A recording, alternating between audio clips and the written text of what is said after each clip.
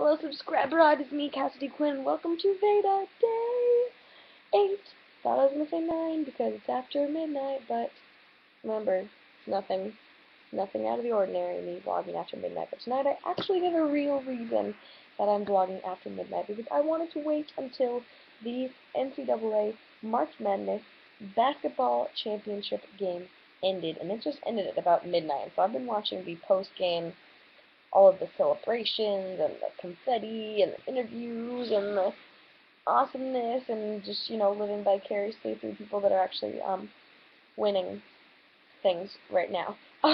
So if you didn't watch the game, Louisville actually won it all, and they were ranked number 1 from in the entire tournament from the beginning, from day one. So I guess whoever ranks them, all those people that contribute to that, did a good job of ranking because they predicted the winners. Or maybe the refs just played along with it and made sure that they won. Just kidding. We're not going to get into that. I'm yawning. I'm really tired, guys. I feel like I just played a whole basketball game. Can you even understand me when I'm yawning? Probably not. So, did you guys see, I have a question for you. Did you guys see Kevin Ware on Louisville Cardinals basketball team? His season-ending, obviously, injury a few days ago in the game against Duke, I think it was.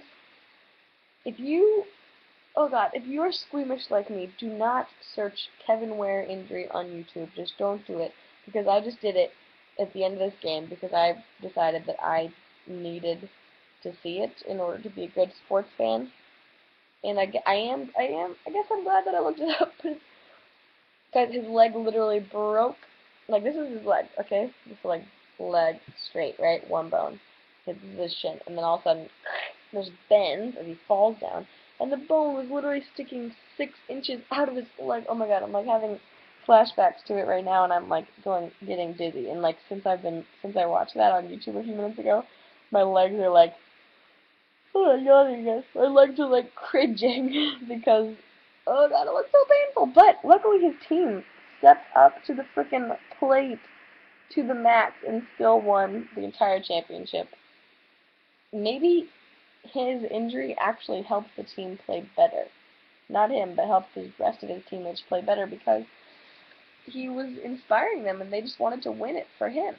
Now there's a tradition in the NCAA that after the championship, the winning team, all the teammates, get to cut down the nets from the basketball hoops. And so I saw these articles popping up earlier tonight of what happens if Louisville wins. Will Kevin Ware be able to cut that down? Because obviously he can't really climb a ladder in his current state. Remember, his bone just popped out of his leg a few days ago, right? So I saw these articles that they were actually going to lower one of the nets and have him stand, and they were going to cut it down. So I guess they did that. But I was just watching. They just cut down the net. That's, oh my god, this is just rude. I'm just yawning in your face. I'm sorry. But I was waiting to actually see them cut down the net and see if Kevin Ware was going to get to cut down the net before I recorded this video, because I want to talk to you about it. And they did show him cutting down the net, but I didn't actually see if they didn't show his legs. At least when I was looking, they didn't show his legs, so I don't know what he was standing on. He was using both hands, like both hands were up on the net, so he was not on his crutches. I don't know, maybe like his teammate was standing underneath him, like holding him up like in a bear hug so that he could float, and I don't know. Oh my god, yawn number 4. We're counting yawns here. It's gonna be a lot. I'm still talking. But I was curious, how did that tradition of cutting down the net actually start? And why are they cutting down the net? I mean, it's fun, and traditions are great. So once they start, it's hard to get rid of them. But I wanted to look it up, so I googled it. And apparently the tradition of cutting down the net, this is a quote from the Contra Costa Times, whatever that is.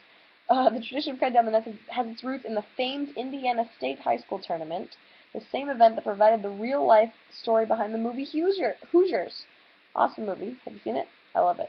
So as far back as 1920s, high school teams in Indiana celebrated championships by cutting down the net.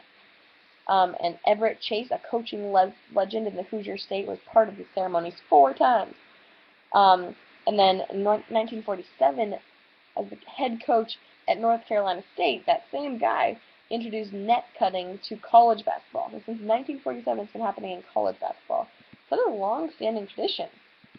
So good job to the NCAA for keeping that tradition alive for a while. But I thought that was interesting. Figured maybe you guys would be curious to know.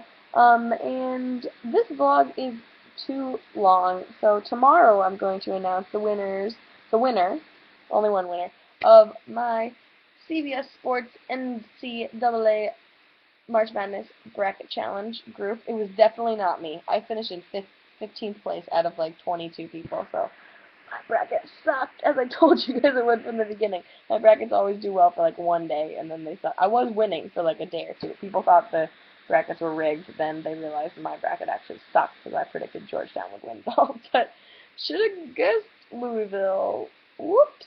Anyway, yeah, I will tell you guys who won the whole challenge. Because they win a prize, and it's exciting. I'll tell you tomorrow, so you have to come back. Woo! Boom. What do you think about that? Okay, I'm going to go to sleep, and it's been 6 minutes, so you guys should go to sleep too. Okay, good night.